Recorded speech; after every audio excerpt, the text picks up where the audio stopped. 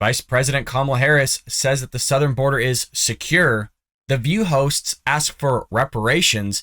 And Illinois is sending illegal immigrants to their suburbs. All that and more here on The Bald Brad Show.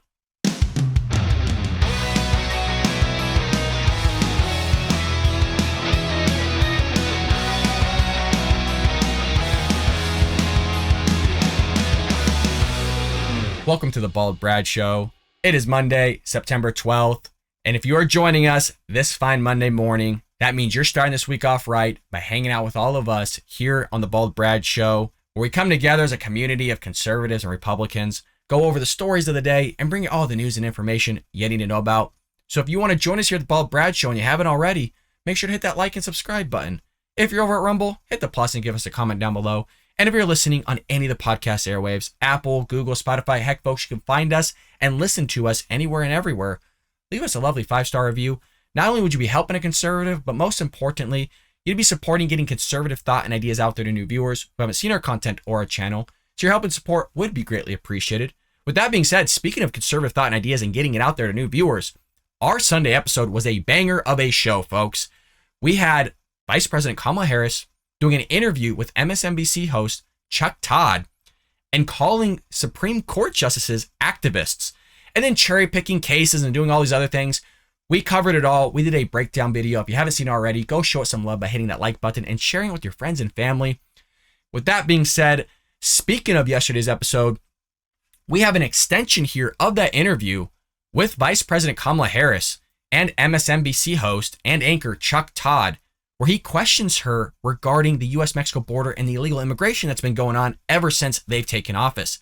Her response to all this is baffling, folks. She says that the border is secure. Not once, but in the same interview, like seconds after, doubles down and says that it's secure. It is literally a sight to behold, folks. I want to make sure I play the interview for you. Without further ado, let's go ahead and roll the tape with Kamala Harris being interviewed on Meet the Press. Final topic here. Since we're here in Texas, I want to ask you about the border. Would you call the border secure? I think that there is no question that we have to do what the president and I asked Congress to do. Is the first request we made: pass a bill to create a pathway to citizenship. The border is secure. But what? What? You can't make this up, folks. Talk about gaslighting. The border's secure. You have over 2 million people coming across the border since they've been president. You have over 1 million gotaways alone, of which that's people we don't know about. The 2 million we know about. The over 1 million, we don't know those people. Okay, so this whole idea that it's secure is crazy. You got sex offenders coming through. You got murderers. You got violent gang members. You got sex traffickers, MS-13 gang members, the drug cartel, fentanyl problem that's now targeting our children. Terrorists coming across the border as well. That was covered by Brett Breyer of Fox News and had Alejandro Mayorkas, the DHS secretary, on the whole debacle, of which he hasn't solved that either. I mean, the whole charades that is going on by this administration and the illegal immigration that's taking place is crazy. And now they're gaslighting you by saying the border is secure. Remember, Karine Jean-Pierre literally gaslit us the other week and said that illegal immigrants were not walking across the border.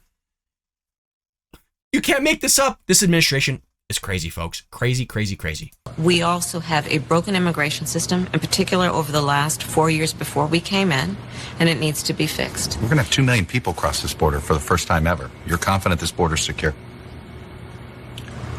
We have a secure border in that is a priority for any nation, including ours and our administration.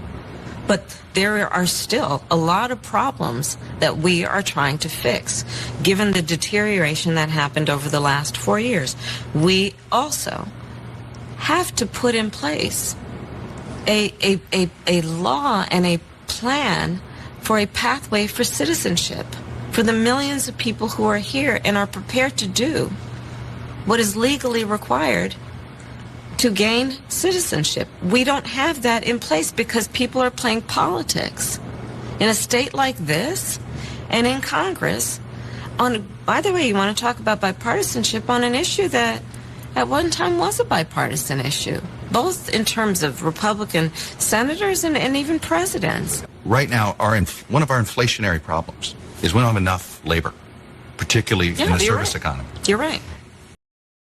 It's so freaking remarkable to me that she just gets away with all this. At least Chuck Todd followed up with the whole 2 million immigrants and that, oh, are you so sure that the border's secure? Obviously, she doubled down there. But it's remarkable. I don't know if you caught that. One, she blamed Congress, right? And then two, she blamed the Trump administration. Twice she blamed him because she kept talking about the previous 4 years. What was astonishing, I don't know if you caught it as well, is she talked about, oh, well, the millions of people that are here now, meaning the people that are here illegally, are prepared to do what they need in order to get citizenship. So they come across illegally, break the law, but now they're prepared to follow the rules and regulations and the laws that we have in place in order to become U.S. citizens. But they didn't want to before. So now we're just going to sit there and help them and ease them along the process while other people are following the law, doing the test, paying all the money that they need to do to come here legally. Yeah, screw them. But the ones that came here legally, let's give them priority and help them become citizens in place of all those other people. Just what a remarkable statement this woman is pushing. The gaslighting is taking place from this administration. And if you recall, I mean, she sucked at her job even before. We did a whole segment on her on NBC being interviewed about the border prior in 2021. And this is how that one went. Do you have any plans to visit the border? At some point, we are going to the border. We've been to the border. So this whole thing about the border, we've been to the border. We've been to the border. You haven't been to the border. And I haven't been to Europe.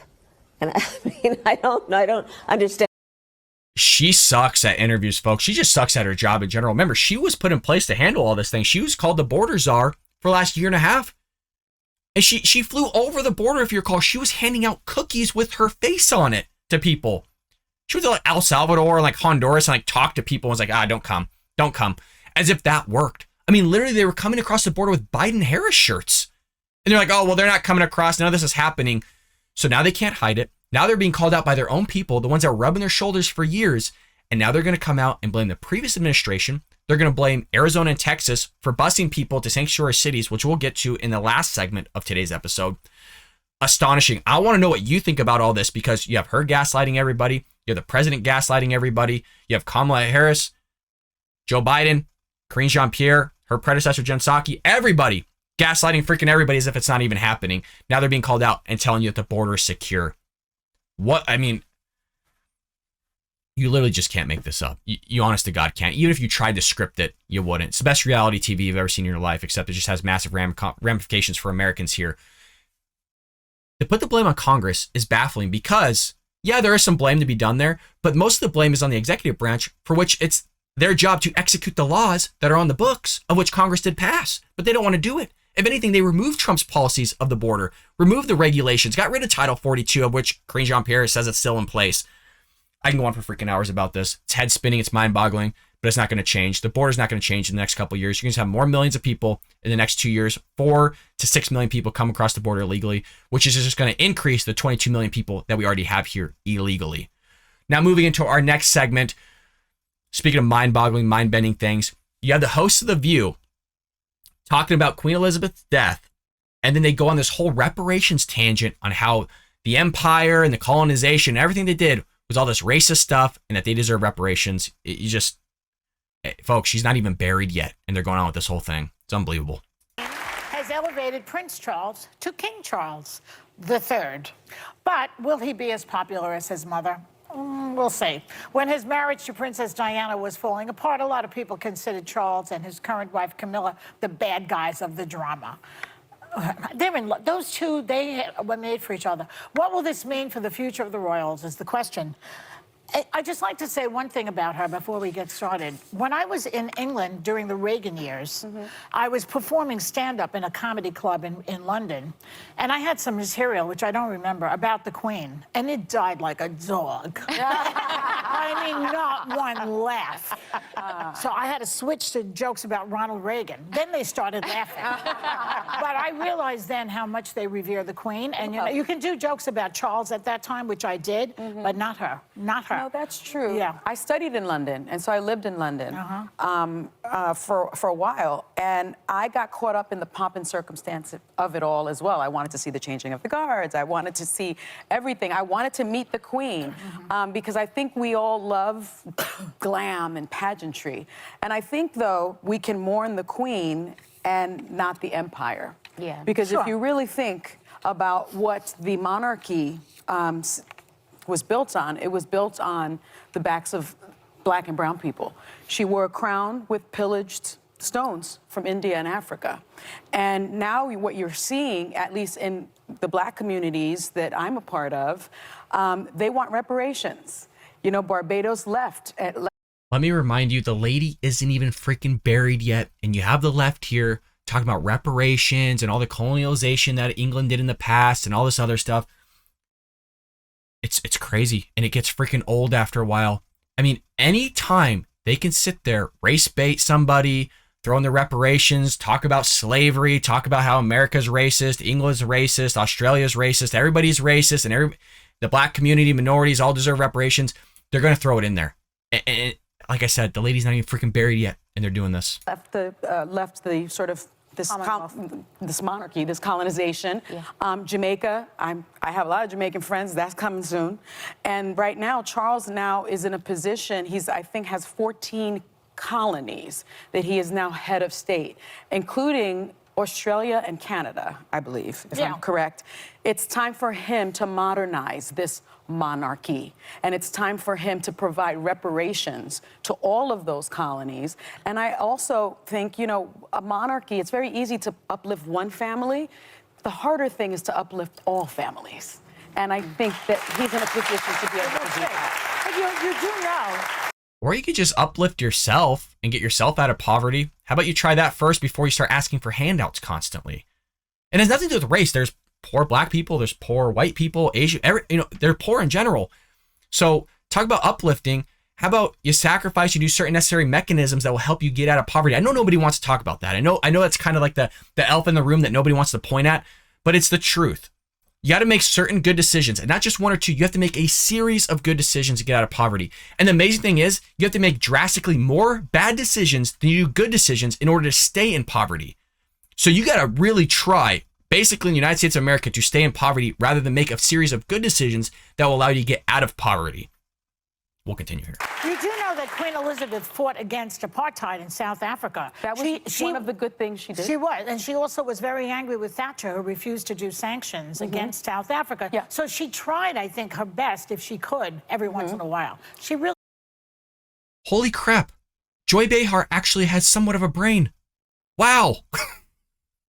She's actually standing up for the Queen. I'm like, hey, she actually did some good things. And then Sonny Houston's like, holy crap, I don't even know what to say. Yeah, she did some good things. Yeah.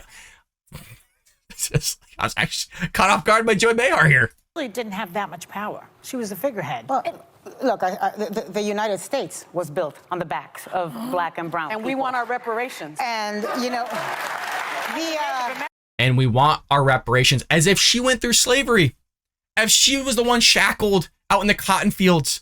It's so remarkable. And I like to point out, if that's the road you're going to go down, just mind you, I know the progressive left Democrat Party don't like to hear about this. White people are enslaved as well. I understand that the disparity doesn't fit the narrative. I get it. But it's just amazing how whenever there's a disparity in data, it always leads to racism. But then when you have a white person talking about how white people were enslaved as well, not in the same proportion, but we can't talk about that because it's not the same proportion. But when you use those same proportions to talk about the disparities, all of a sudden, it doesn't go with the narrative. So you can't push it. Or if it does go with the narrative, then you can push it in the favor of that. It's just mind-blowing to me how they want reparations and that we're all supposed to pay for it. I didn't do anything. I didn't enslave anybody. It's just, why should I have to pay for somebody else's injustices and the wrongs they did in the past with the current present day, of which there's people that weren't enslaved? And we tried to do it, right? We tried early on to do reparations. It didn't go through. So those people early on that should have received reparations didn't. Is it a stain on America? Is it a blot on us? Absolutely. It's an evil that should have been eradicated before in terms of reparations. And there was some forms of reparation throughout American history. But I just love how she goes, well, we want them. As if that's going to change anything. Remember, a lot of the financial situation that people go through is what's called behavioral economics. In short, that's a fancy way of saying it's the dumb things, the irrational decisions that people do with money.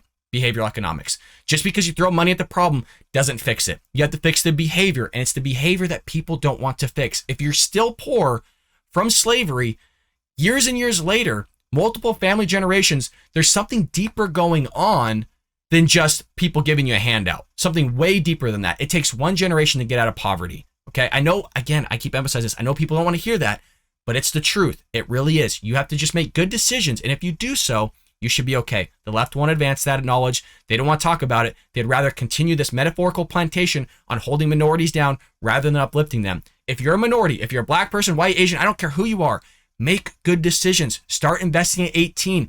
Go get a corporate job. Get a job in general. Start investing that money into the market. Go to Charles Schwab, Vanguard. Go to those institutions that will take your money, invest it for you with a diversified portfolio. All of it's basic. Get to Dave Ramsey. Buy Financial Peace. Go to Financial Peace University. Do what it is you need to do to obtain that knowledge, to invest that money, and you will be fine. You will be almost guaranteed fine depending on how our market's been going, but they don't want to advance that. They want to sit there and call you a victim. They want to sit there and hold you down waiting for a handout. Don't ask for a handout. Don't wait for it. Go make good decisions and be successful in this country. That's what conservatives and Republicans want for you, regardless of your skin color. We want you to be successful, make good decisions, make a ton of money, be a millionaire, be a billionaire for all I care.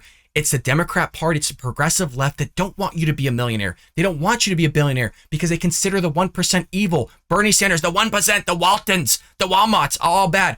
Make your own Walmart. Go out there and be successful. That's what we want. I will continue. The Catholic Church was built on the backs of people who black and brown people who were forced to convert to Catholicism. Yeah. So I think there's a lot of that we're coming to terms with, and I think one of the things that Charles can do to get some popularity is maybe take some time away from speaking to his plants and speak to this issue. Yeah. Recognize this issue. We're speaking to who with the first? Speaking to his plants. He likes to speak And to maybe the plants. bring his He's got family beautiful back plants. together after the allegations of racism that have been made by Duchess Meghan Markle and her husband, his son, Prince Harry. Maybe they can address that. All right, I'm going to end it there because they go on about this whole debacle of a racist family, the empire, the colonization. You got freaking this lady here, I forgot her name, just talking about him talking to his plants. Even Joy Behar's freaking confused by all this. Look, if Joy Behar's confused, it's just, I know it doesn't take much, but for the love of God, just, you got to talk about the merit that these people have here. You literally have African-American, Hispanic, white. You have a diversity group of hosts here hosting a primetime show on network television, and they're complaining how racist and everything was in the past and how those injustices of the past should be paid for by today. All the while, they're sitting on a freaking popular show. I might not agree with the show, I might not like it, but it's amazing to me how they're still going to push this racist whole thing that England's racist, America's racist, slavery in the past, and all this other stuff, and they want their reparations as they're freaking sitting there as hosts of a major TV show. We had a black president, a black attorney general, black senators, black congressmen and women. I mean, I'm not saying racism doesn't exist. It's evil. We all agree with that. But they're making it seem like it's a mainstream issue and they can't just leave the past in the past. It's so mind-boggling. The lady's not even freaking buried yet, but they're going to continue to push this charade, the reparation thing and everything else.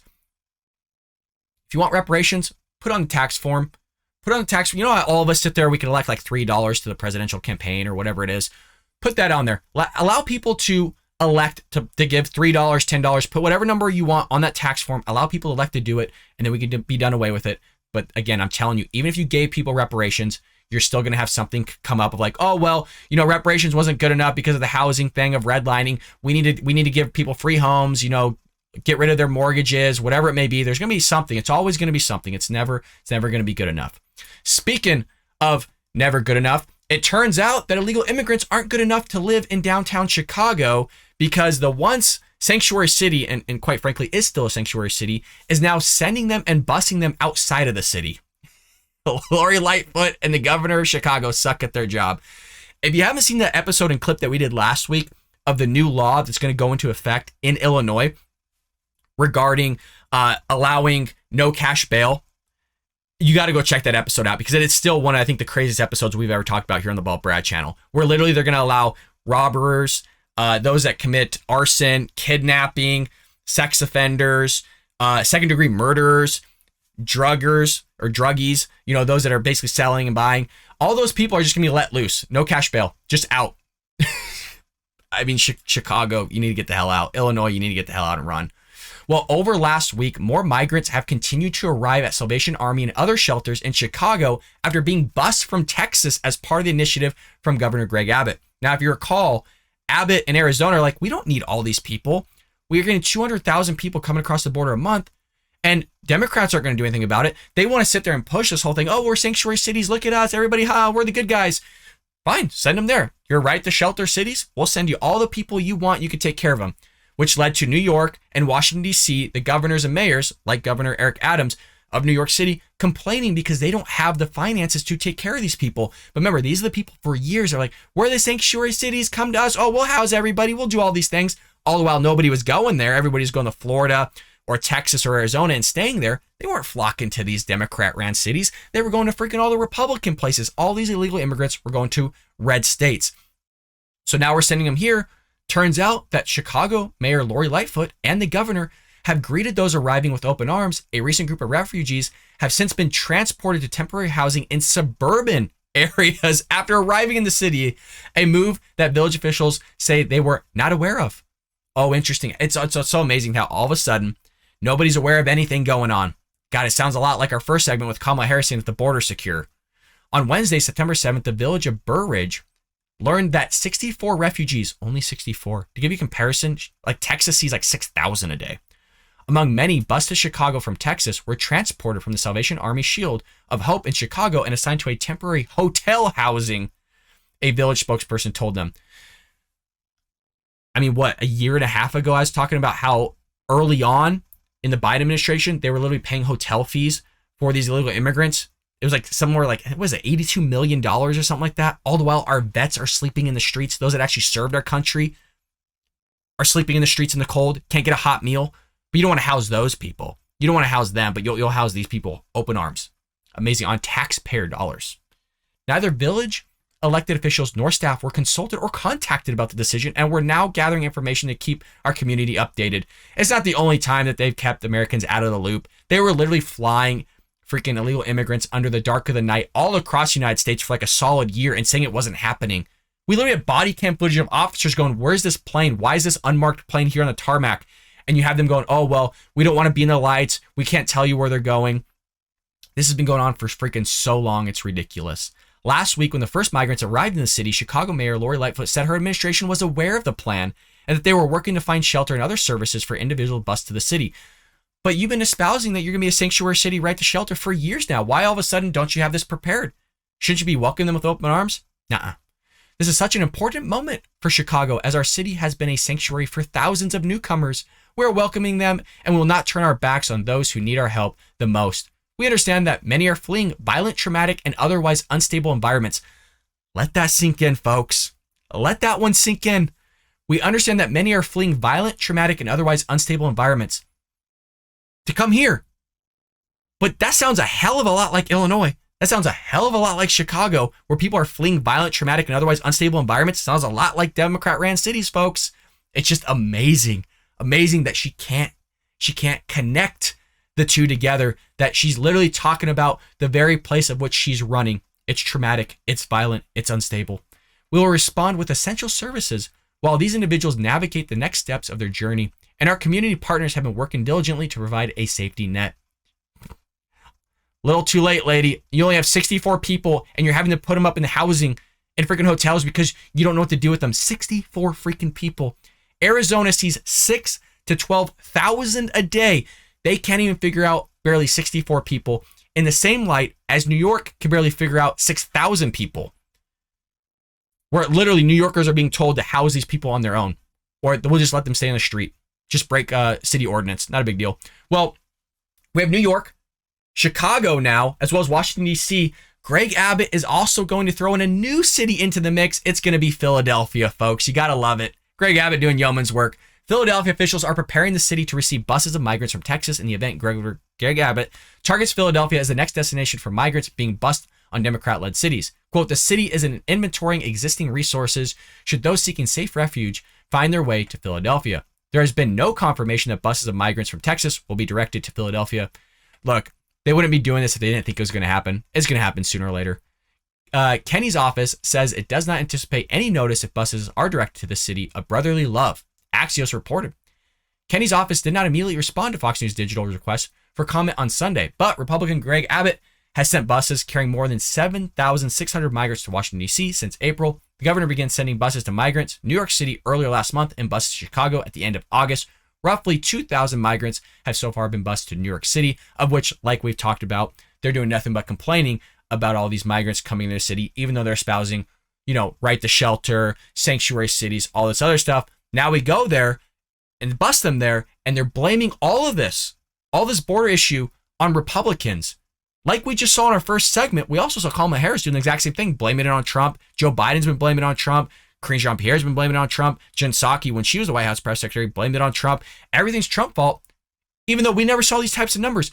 No president has seen these types of numbers. Joe Biden's literally broken the immigration record in terms of illegal immigrants coming across the U.S. Mexico border. There's terrorists here that have come across the U.S. Mexico border that we don't know about. Drug cartel, the whole shebang. Everything's a debacle that Joe Biden touches and looks at and tries to solve. He hasn't solved a damn thing since he's been president. Folks, I want to know what you think about all this. As always, show us some love by hitting that like and subscribe button, sharing this link with your friends and family all over social media, and I will see you tomorrow here for another episode of The Bald Brad Show.